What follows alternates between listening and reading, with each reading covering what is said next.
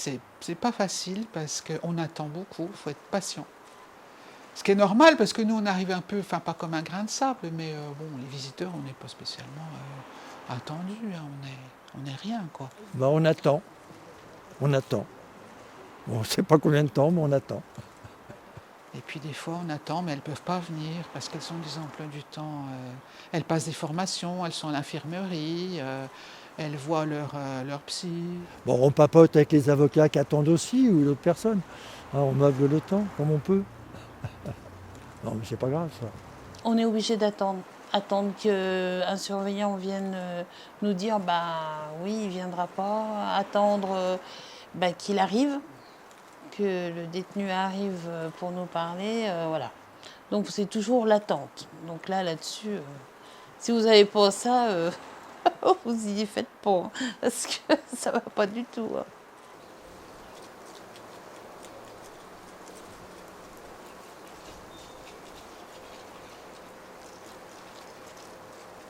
Je suis donc retraitée depuis presque 10 ans et visiteuse de prison à la maison d'arrêt de Dijon depuis 10 ans. Je suis en retraite depuis 12 ans, déjà, le temps passe. J'ai jamais travaillé dans le monde des relations sociales. Hein. Moi, je suis technicien de formation, je suis chimiste de formation. Je suis à la retraite depuis 2 ans et j'ai été pendant plus de 30 ans prof d'art appliqué, art plastique, anciennement au CFA Lanneau. Ça fait 6 ans à peu près que je suis visiteuse.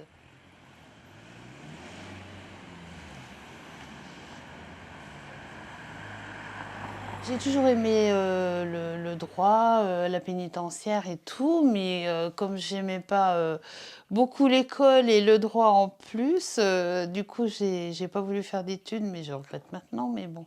Et j'ai toujours voulu, j'ai toujours été attirée par la maison d'arrêt, le centre pénitentiaire, les détenus et tout, mais je ne savais pas comment on pouvait rentrer dans la prison. J'avais un travail qui était plutôt administratif, qui me faisait rencontrer des personnes, mais qui étaient des soignants, qui étaient des responsables d'associations. Et à la retraite, je voulais retrouver, comme j'avais eu en début d'activité professionnelle, de la relation humaine vraie. Et un ami m'avait depuis plusieurs années dit « Tiens, je te verrais bien visiteuse ». Donc voilà, je me suis renseignée et j'ai fait le pas. Moi, j'ai toujours cherché à faire des choses. J'ai commencé la langue des signes, j'ai commencé la musique. Voilà, essayer des univers que je ne connaissais pas. Et puis l'univers carcéral, c'est un truc qu'on ne connaît pas.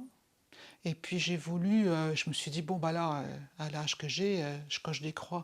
J'ai toujours voulu faire ça, je le fais. Maintenant, il faut y aller. Et puis aller voir en vrai, plutôt que de regarder des films sur ce thème-là.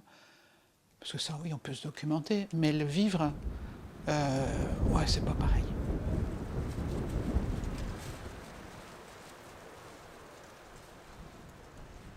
J'ai été abordé dans les années 80.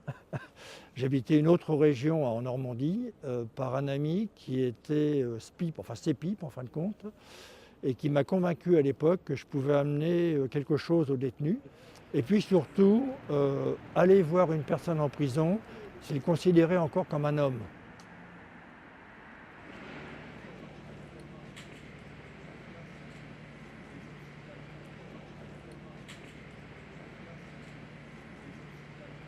Les visiteurs de prison donc, sont des personnes bénévoles, mais agréées par l'administration pénitentiaire. Et leur rôle, c'est de rencontrer en face à face des personnes qui sont incarcérées et qui ont fait une demande de visiteurs. Toutes les personnes, en France, toutes les personnes qui sont incarcérées, que ce soit dans une maison d'arrêt comme à Dijon ou dans un centre de détention pour des peines longues, ont le droit de demander un visiteur. Bien sûr, il n'y a pas forcément beaucoup de visiteurs disponibles.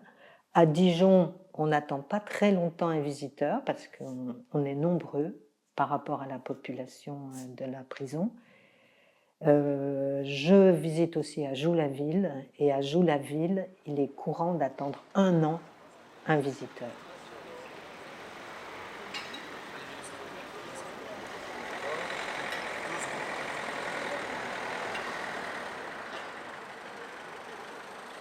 Ça a été un podcast sur, enfin, un truc que j'ai écouté plusieurs fois sur une émission sur France Inter justement, sur les visiteurs. Et puis ça s'est remonté des pieds. Je dis bon allez, c'était au mois de septembre là, 2024. Je dis bon allez, faut y aller. Et ouais, comment faire? Ben Internet, puis le site de la NVP. Et puis ça c'est pareil, hein, je l'ai fouillé, refouillé. Et c'est un truc que j'ai pris une semaine à prendre ma décision. Et puis voilà, puis j'ai candidaté. Il fallait faire une petite bafouille, dire pourquoi, machin, enfin. Et puis après, réponse par mail. Et j'ai rencontré Claude Robin. Non, mais pas écouter l'accompagnement. Écouter l'accompagnement en présentiel, non, mais en visio. Alors l'association, elle sert à ce qu'on se rencontre, parce que quand même notre exercice, il est individuel par définition. Donc déjà, on se rencontre. Des fois, on se rencontre à la maison d'arrêt, mais on a des réunions. On fait partie d'une association nationale. Ne dis pas à 75 ans, c'est fini. Donc voilà. Enfin, toujours est-il qu'elle reste formatrice. Franchement, je vous encourage à participer à cette formation. Même les gens qui visitent depuis quelques temps. D'abord parce que alors évidemment, donc on a 5 réunions par an, hein, c'est pas très lourd, et on a aussi 5 séances d'analyse de la pratique, ce qui permet un peu de décrypter.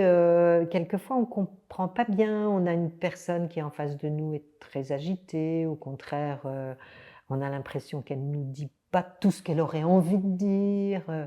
Donc ça nous aide un peu à fonctionner avec les personnes, à mieux les écouter, à mieux répondre à leurs besoins. C'est sûr que quand on rentre la première fois, on se demande si on va ressortir. C'est vrai que c'est pas évident. Oh ben ça remue, hein. Ça, ah ouais, j'allais faire un tour de périph' après.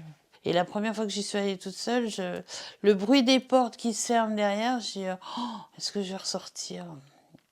Et puis bon voilà, maintenant on s'y habitue, on s'y est fait depuis des années et puis ça va. La première visite, ça a été mi-novembre. Et on m'a dit, la secrétaire m'a dit bon ben on vous en alloue 2 parce que comme ça vous aurez moins la chance d'en voir un. Bon, moi j'ai pas choisi. Je m'étais posé la question, est-ce que je préférerais les hommes, les femmes? Puis finalement, c'était bien qu'on dise, bon, ben voilà, on vous donne 2 détenus, 2 numéros d'écrou, pof. Déjà, on rentre un peu tout nu, il ne faut pas avoir de ceinture, trop de bijoux, de trucs. Donc moi, généralement, j'y vais avec mon trousseau de clés, de voiture, que je passe par le portique. Et puis après, on me donne mes numéros d'écrou, et puis... on tire, on pousse ces grandes portes. Alors, il faut attendre qu'il y en ait une qui soit fermée. Il y a des sas comme ça pour que l'autre s'ouvre, etc. Et j'arrive à la P3 où je demande le nom du détenu que j'ai à visiter.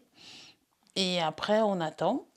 Et voilà, il arrive et nous avons des parloirs pour justement être avec eux autant de temps qu'on veut. Le parloir, c'est des toutes petites pièces.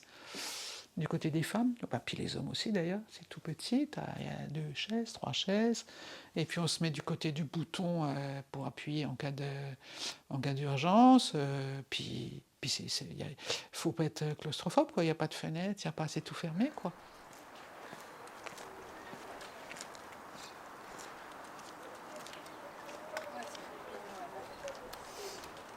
J'ai eu des séances où ça cognait contre les murs quand même, hein, où les surveillants venaient parce qu'il y avait beaucoup de bruit dans le haut-parleur où j'étais, mais j'ai jamais eu d'agression contre moi, hein, vraiment jamais. Mais oui, il y avait de la violence exprimée, bon, mais on sert de décharge quelque part. Hein. il vaut mieux qu'ils se calment contre nous que contre un co-détenu ou contre un surveillant.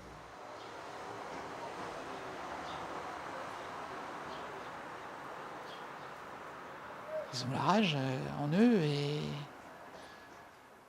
c'est ça que j'ai du mal à... Voilà, moi c'est vraiment pas mon... pas une once d'agressivité, mais c'est ça aussi qui peut faire peur. C'est se retrouver face à des gens... Alors pour l'instant, on m'a donné des gentilles filles parce qu'il y a de la violence, quoi. Et quand on arrive, on entend des cris, ça court partout.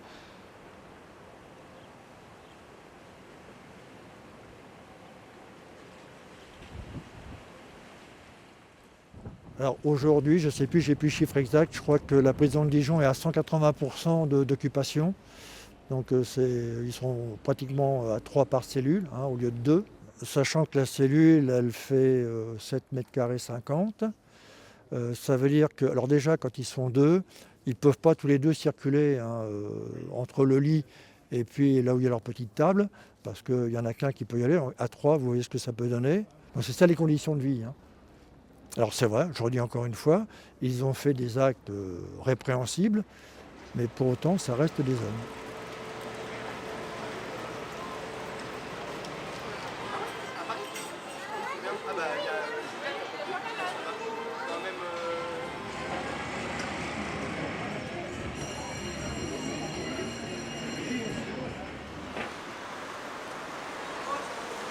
Je viens de voir donc quelqu'un qui passe au tribunal jeudi prochain. Cet homme, quand même, il m'émeut. Et pourtant, j'ai vraiment pas de problème d'alcool dans ma famille, mais ces gens qui ont un problème d'alcool, c'est des gens qui souffrent avant tout. Donc c'est vrai que ça émeut. Et après, bon, quand ça les conduit à être violents, on n'est pas, enfin, on n'approuve pas, bien entendu. Mais c'est l'humanité souffrante. C'était un jeune catholique, mais catholique fervent, pratiquant, à se dire, et vraiment, oui, on me parlait de Dieu, bon, jusqu'au moment où il s'est arrêté. Alors, il faut que je vous dise une chose, il n'y a qu'à vous que j'en parle. J'ai été abusé par mon prof il y a 15 ans. Je revois encore son vêtement, sa voiture, j'ai le numéro de la plaque dans la tête. Enfin bon, qu'est-ce que je dois en faire? Voilà, c'est le genre de questions qu'on peut avoir. Donc vous savez, quand on a ça, c'est un peu déstabilisant. C'est quand même beaucoup de l'écoute. On n'est pas des professionnels. Quelquefois, ça peut être un peu chargé émotionnellement et bon, délicat. Et il faut vraiment être attentif. Donc, si on voit beaucoup de personnes, on peut être moins disponible en fait. Faut le vivre, quoi. Et puis ça se raconte pas. Je vais pas raconter la vie de mes filles, là, de mes détenus. C'est assez perso. Enfin, c'est un contact à deux. Puis que dire, que faire moi, j'ai aucun... on se connaît pas.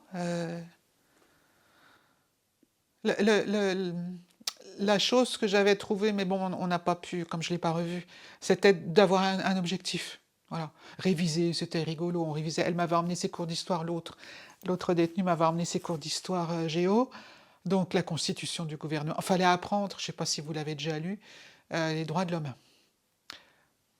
J'ai dit, bon, apprendre les droits de l'homme par cœur, il y a 17 articles, en soi, c'est pas énorme, mais je dis, bon, ben ok, on va faire ça toutes les deux, on en fait déjà 3 par cœur, puis on se voit la semaine prochaine, on va voir un peu, je l'ai fait avec vous. Donc je suis allée faire une sortie des droits de l'homme, mais c'est inapprenable. C'est des phrases qui sont un peu alambiquées, et puis bon, elle avait pas de vocabulaire, elle apprenait du chinois, quoi. Donc on a commencé, elle a ramené ses cours, puis en fait on a très vite arrêté. Mais au moins ça nous avait donné, elle avait été emballée, ça nous avait donné un objectif, voilà.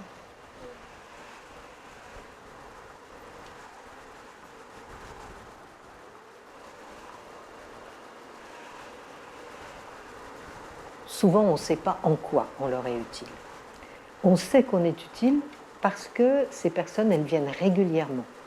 Et puis, quand même, il faut bien dire que beaucoup nous remercient. Vraiment beaucoup.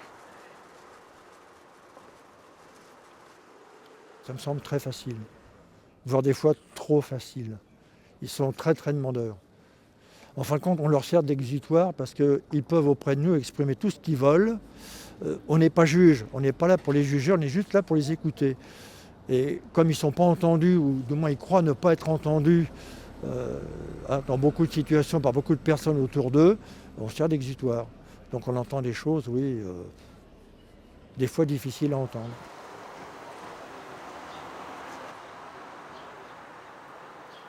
C'est oh là là, t'as pas peur qu'il te tue quand il va sortir et tout. Je dis bah non, j'ai pas peur.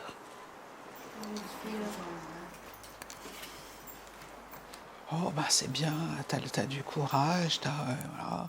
Ou, ouais, mais enfin bon, puis c'est ça, les réactions aussi négatives, quoi. Oui, mais bon, c'est quand même des criminels, bah, je dis déjà, tout le monde n'est pas tueur, et pas serial killer.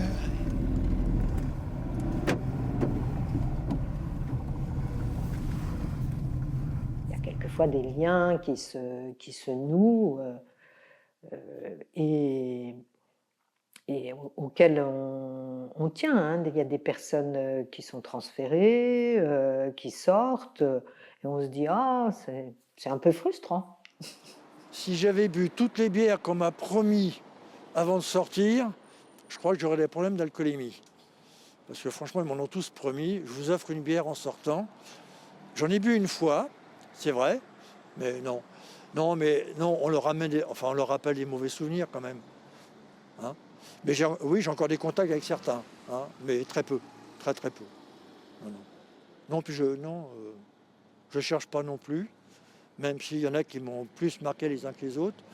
Mais non, mais tous m'ont promis, oui, non, mais après vous verrez, bah non.